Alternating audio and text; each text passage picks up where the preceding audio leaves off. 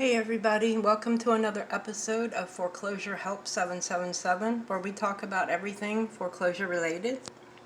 Today we're going to talk about Carrington's case again. He's in New York City. If you want to go to look up his case, you can look at it online. There's a way you can search as a guest. His case number is 11234-2009. And it's Wells Fargo Bank, N.A. versus William Carrington. And he's been fighting this for 16 years, guys. And he's the defendant in this foreclosure action. So let's see what's new. The last thing that was filed, as you know, was a summary judgment motion by him. But we're going to look at what the bank filed in opposition to his motion in limine. If you remember, Carrington filed a motion in limine to suppress and exclude certain evidence from the court, from them being able to use it in trial. And so this is the bank's memorandum in law in support of the opposition to their motion in limine. So let's look at what that looks like. Okay, so the actual motion in limine, if you want to look at that as well. Okay, that's the reply. The actual motion in limine, here it is. It is also in the docket. Motion sequence, let's see, number 90. It's there if you want to look at it. Table of contents, it has all the things that he's trying to get rid of. The notes, the allonges, the assignments, testimony, business records, and he's got his table of authorities. And basically he's stating, you know, there's defective promissory notes, defective allonges, defective assignments, hearsay testimony from a non-party, defective business records. So I know a lot of you follow this channel are going to remember this motion that we talked about. So let's move on to talk about what the other side filed in response. This is Henshaw and Culbertson. And they are a foreclosure mill attorney's firm. Okay, so wonder why they put this on their table of contents here. It says, table of authorities, error, bookmark not defined. That's the first time I've seen that. So that must be their mistake they didn't catch. So let's see what else is wrong. Anyway, they are basically going through preliminary statement, factual background, procedure history, argument, legal standard, blah, blah, blah. But do they even go over each item? Let's find out. Because I don't think they do. So they basically are recanting stuff that they've recounted before, that it should be denied. Trying to say it was improper argument. Legal standard. The court already heard the arguments put forth by defendant and ruled that the remaining issue must be tried. Motion in limine is an inappropriate substitute for a motion for summary judgment. Oh really? That's not what the motion in limine talked about. There was nothing in it about a summary judgment in his motion in limine. Defendant's motion must be denied because they're barred by the doctrine of the law of the case. Again, they're coming up with stuff, guys, that have nothing to do with his limine. So this is all garbage stuff, which is what they like to put in their motions that don't make any sense. Again, this is just more garbage. You can see some of this, you can read some of this. We're not going to go over it because it is just garbage. It doesn't go over anything he went over. Oh, look here.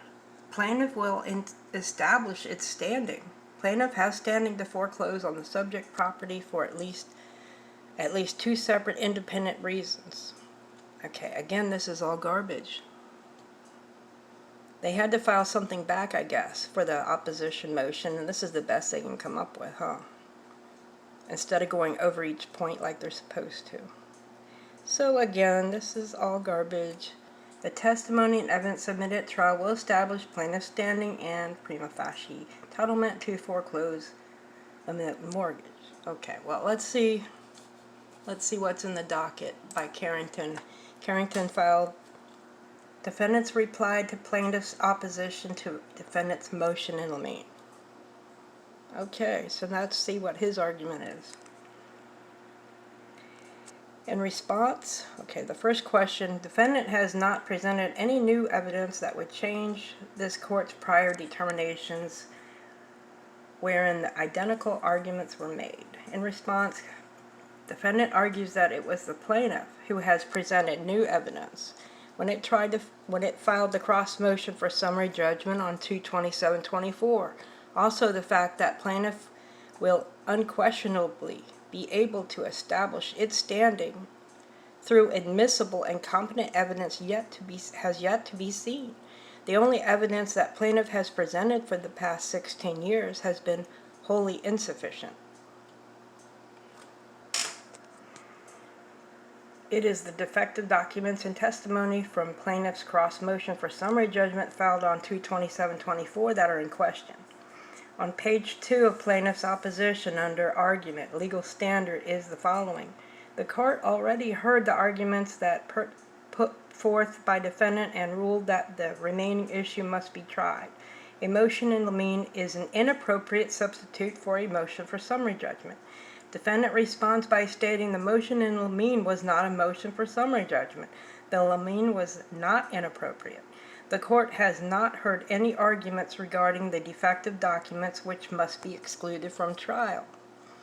At the bottom of page 2, the plaintiff states, the evidence clearly establishes that plaintiff was and continues to be the holder and in possession of the note at the time of the commencement of this action, and two, plaintiff's proposed witness and business records relied upon are proper and admissible. As a result, defendant's motion must be denied. Defendant responds by stating that if the plaintiff's evidence and business records were proper and admissible, the judge would have granted their cross motion for summary judgment. This did not happen because the records are inadmissible hearsay. And of course, I have put a nice little footnote here about admissible hearsay and what that means. Gotta love AI for helping me come up with some of these footnotes, guys. AI is wonderful for helping you, but don't rely on it for everything, right? On page 3 of plaintiff's opposition, the first paragraph argues by the law of the case. Under the law of the case doctrine, parties or their privies are precluded from relitigating an issue decided on an ongoing action where there previously was a full and fair opportunity to address the issue. In response, the defendant argues that the doctrine of the law of the case is a legal principle, that once the court has made a ruling or decision on an issue, it becomes the law of the case and will be followed in all subsequent pleadings unless there is new evidence or a change in circumstances. The ruling was clearly erroneous or manifestly unjust. There has been an intervening change of the law. Defendant's motion in limine does not fall under this doctrine, and even if it did, the fact remains that there was new evidence presented in the form of exhibits in plaintiff's cross motion for summary judgment. The promissory notes, assignments, allonges, and testimony that plaintiff wishes the court to exclude are fatally defective. Therefore, the plaintiff's argument fails. Motion in limine. Again, we have another footnote explaining what that is. It's a request to the court to limit or exclude certain evidence or testimony and can be made in various points during the legal process. A motion in limine can be filed at various stages of a trial, including pre-trial, to exclude certain evidence or testimony before the trial begins, during trial, to address issues that arise during the trial, such as the admissibility of new evidence, even during jury selection, to resolve disputes over the admissibility of evidence or testimony before the jury is sworn. So you see, motions in limine can be done anytime. The plaintiff is wrong about that. At the bottom of page 4, the plaintiff states the following. Here, the undisputed facts demonstrate that Defendant executed a note securing a mortgage on October 25th, 2005. And again, I don't have to read this whole paragraph, but you see that the October 25th, 2005 is the wrong date of the note. Again, they keep making mistakes about what note to use to foreclose. And that note in 2005 was replaced by a consolidated adjustable rate note in 2007. So I keep making the same mistakes. Defendant responds by stating that the paragraph above states the note was signed on October 25th, 2005 is an error. The note was replaced by the SEMA note, which was signed February 1st, 2007. This is just one example of what should be excluded from trial. If plaintiff indeed had possession of the original SEMA promissory note, defendant responds by stating which note. The defendant's footnote on page 4 states that the original note and mortgage are available for discovery and inspection at the law offices of Hinshaw and Culbertson LLP upon request. Defendant argues that if this is the case, why didn't they obey the court order which told them to bring the purported note to court for inspection? Because they don't really have it, guys. They probably recreated it or forged another one. On page 5, the second paragraph, the plaintiff states the following.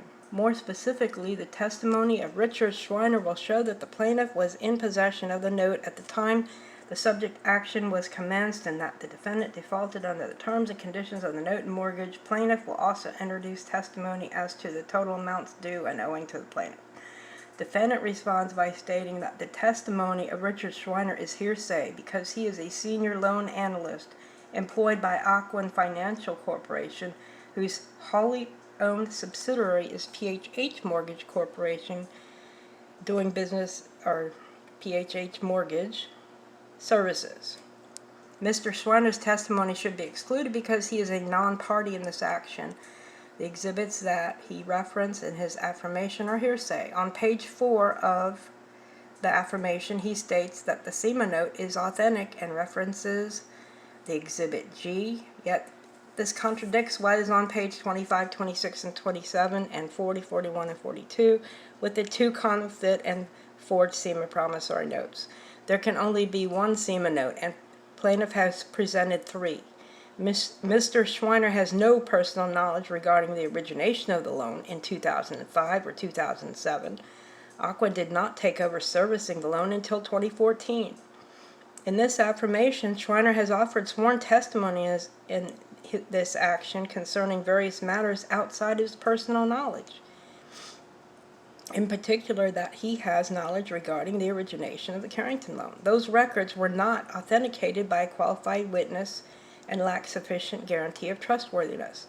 These records are not self-authenticating and require a foundation to be laid through. The testimony of a qualified witness, such as a record custodian of Wells Fargo or an individual with personal knowledge of the record's creation and maintenance. Moreover, if any such testimony would be confusing, misleading to the court, as well as prejudicial to the defendant. On page 5, the last paragraph, the plaintiff states, plaintiff has standing to foreclose on the subject property for at least 2 separate independent reasons. In a mortgage foreclosure action, a plaintiff has standing where it is the holder or assignee of both the subject mortgage and the underlying note at the time the actions commenced. Defendants respond by stating that standing was never mentioned in the motion in limine. Plaintiff failed to address listed items and instead raises unrelated arguments, including standing. Plaintiff failed to oppose the following items.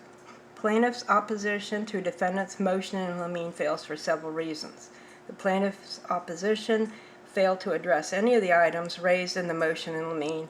The defendant respectfully submits that the motion remains unopposed and therefore should be granted as a matter of course as the issues raised remain uncontroverted. The following are the items that plaintiff fails to address in their motion, and these are, and as you can see, these are 3 consolidated SEMA notes, the gap adjustable rate note, the note dated October 28, 2005, the allonge by Jason and Janet and Shauna, assignment of mortgage, corrected assignment of mortgage, unrecorded assignment of mortgage, And then you have second and third unrecorded assignments of mortgage, the affirmation of Richard Schweiner, and the note possession history. None of these things did they even go over, guys. The plaintiff's failure to address the items in the motion in limine constitutes a tacit concession, and the defendant requests that the court grant the motion and limit the evidence at trial accordingly. Conclusion. Got to have a conclusion, right? In conclusion, the plaintiff's arguments are without merit, and the motion in limine should be granted in its entirety. For the reasons stated above, the defendant respectfully requests that this court reject the plaintiff's attempts to obscure the issues and grant the motion in limine. In summary, the plaintiff's failure to address the issues raised in the motion in limine and their introduction of unrelated arguments, including standing, require this court to grant the motion and limit the evidence at trial. Accordingly, the defendant requests that this court grant the motion in limine and preclude the plaintiff from introducing evidence on the specified issues. Okay, guys, and that's the end of that. Page 7 of 7. So, guys, if you have any questions, you can always send me an email.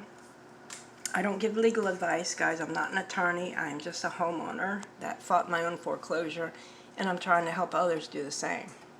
I have a Facebook page called Foreclosure Help 777. If you want to join me there, guys, we do talk about a lot of different things and try to help each other as much as possible. That's what our goal is. So, I hope you subscribe to my channel. It does help me out when you do. And I hope everybody has a blessed day. And thanks for watching.